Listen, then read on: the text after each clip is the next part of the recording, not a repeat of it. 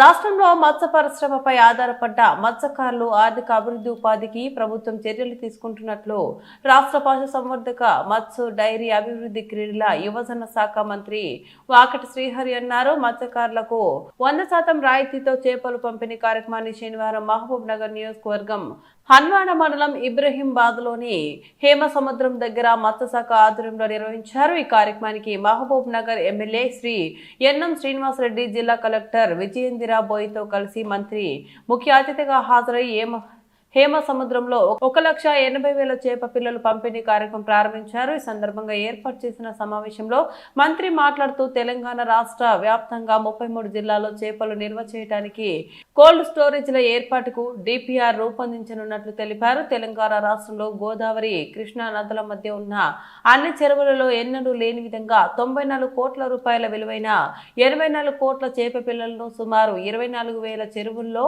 29 కోట్ల రూపాయల విలువైన 10 కోట్ల రొయ్యలను 300 నీటి వనరుల్లో విడుస్తున్నామని ఆయన చెప్పారు. రాష్ట్ర కేబినెట్ మంత్రిగా ప్రమాణ స్వీకారం చేసిన వెంటనే మత్స్యశాఖకు బడ్జెట్ పెంచాలని కోరడం జరిగిందని, మార్చి నెలలో కేటాయించే బడ్జెట్ మళ్లీ వచ్చే మార్చిలో కేటాయింపులు జరుగుతాయని, కానీ మంత్రిగా కోరిన వెంటనే 123 కోట్ల కేటాయింపు చేసినట్లు తెలిపారు.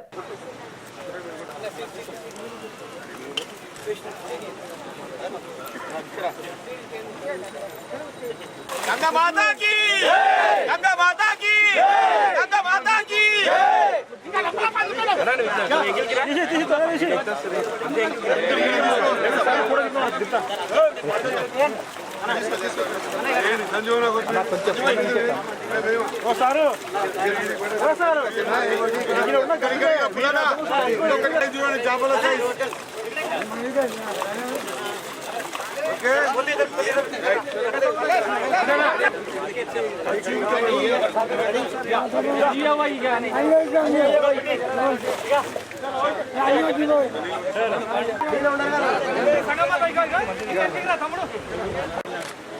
गंगा माता की गंगा माता की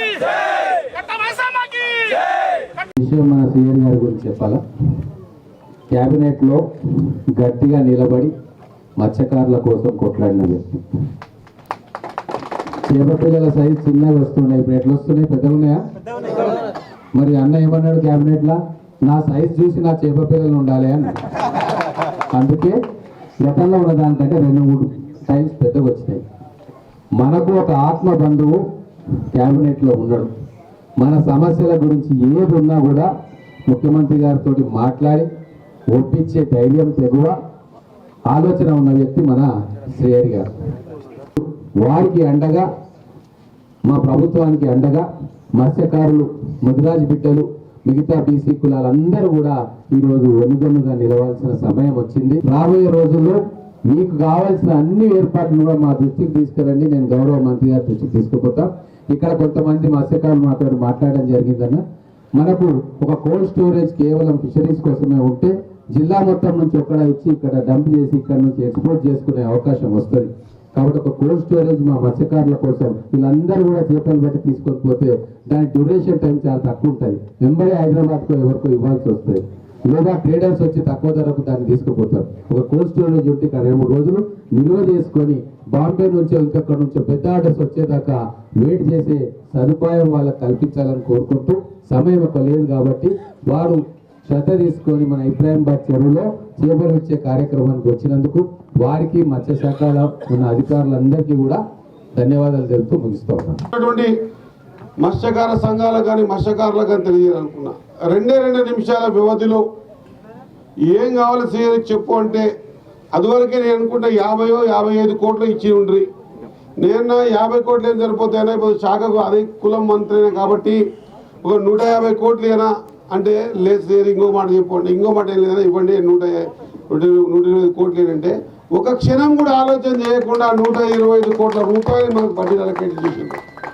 ఈరోజు రాష్ట్రంలో మనం 26,000 చెరువులలో 88 కోట్ల చేప పిల్లల్ని, అది కూడా 80 నుంచి 120 mm కలిగిన చేప పిల్లల్ని ఎప్పుడైనా ఊహించిండ్రా?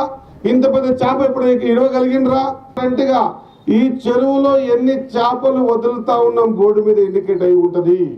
ఈ చెరువు అధ్యక్షుడు ఎవరు, ఆయన పేరు సెల్ నెంబర్ ఇండికేట్ అయి ఉంటుంది. ఆయనతో పాటు 4 డైరెక్టర్ల పేర్లు ఇండికేట్ అయి ఉంటాయి.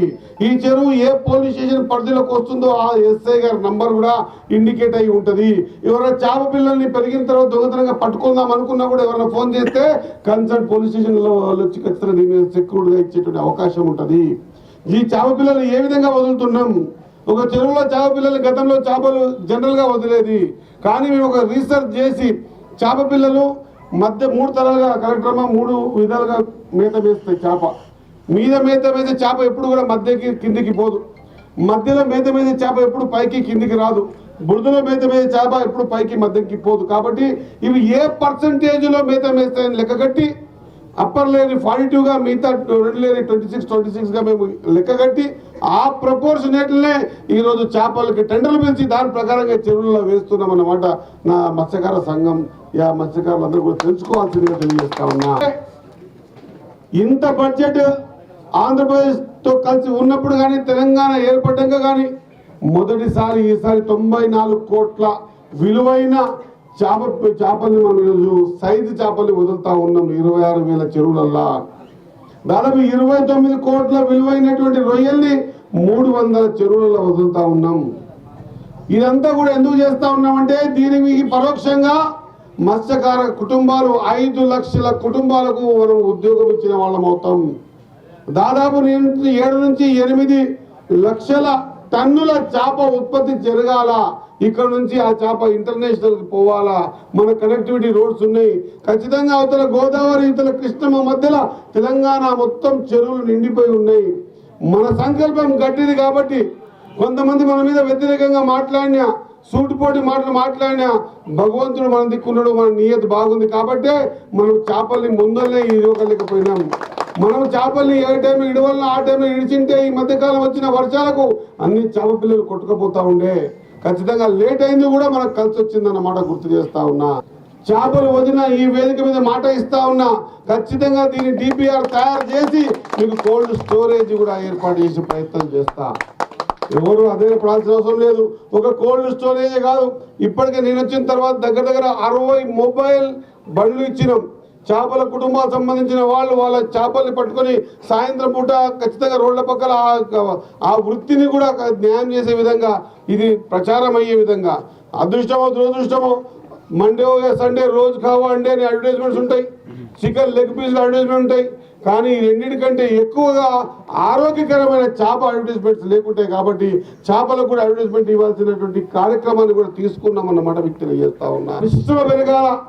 5 లక్షలు కాదు 6 లక్షల కుటుంబాలు డిపెండ్ అయి ఉన్నటువంటి ఈ పరిశ్రమ మనకు తెలియకుండానే ఖచ్చితంగా ఆర్థికంగా కూడా ఈ రాష్ట్రానికి బలమిచ్చే విధంగా ఈ పరిశ్రమ బలోపేతం కావాలనే ఉద్దేశంతోనే లోతైన ఆలోచనతో చేస్తా ఉన్నాం అన్నమాట మీకు గుర్తు చేస్తా ఉన్నా. ఖచ్చితంగా కోల్డ్ స్టోరేజ్ అడిగినారు, నేను మాట ఇస్తా ఉన్నా. 33 జిల్లాలకు ఈ నుంచే మాట ఇస్తా ఉన్నా. నా పాలమూరు జిల్లాకి వచ్చి 33 జిల్లాలలో కోల్డ్ స్టోరేజ్ కట్టే కార్యక్రమాన్ని కూడా తీసుకుంటామని మాట ఇస్తా ఉన్నా. మధ్యాహ్నం గురుకులాల్లో భోజనం కానీ హాస్టల్లో భోజనాలు కానీ మధ్యాహ్నం భోజనం పెట్టేటువంటి స్కూల్లో కానీ మేము అస్సాంలో స్టడీ చేసినాం. ఈ చేపల్ని ఎండబెట్టి దాన్ని పౌడర్ చేసి పిల్లలకు పాలన ఉపయోగిస్తే చాలా బలం వస్తుందని చెప్పారు. దాన్ని స్టడీ చేస్తా ఉన్నాం. వీలైతే దాన్ని కూడా ప్రతి స్కూల్ కూడా ఈ చేపల పౌడర్ని ఇచ్చి పిల్లల ఆరోగ్యాన్ని కూడా చూసుకునే విధంగా కార్యక్రమాలు చేపడుతున్నాం.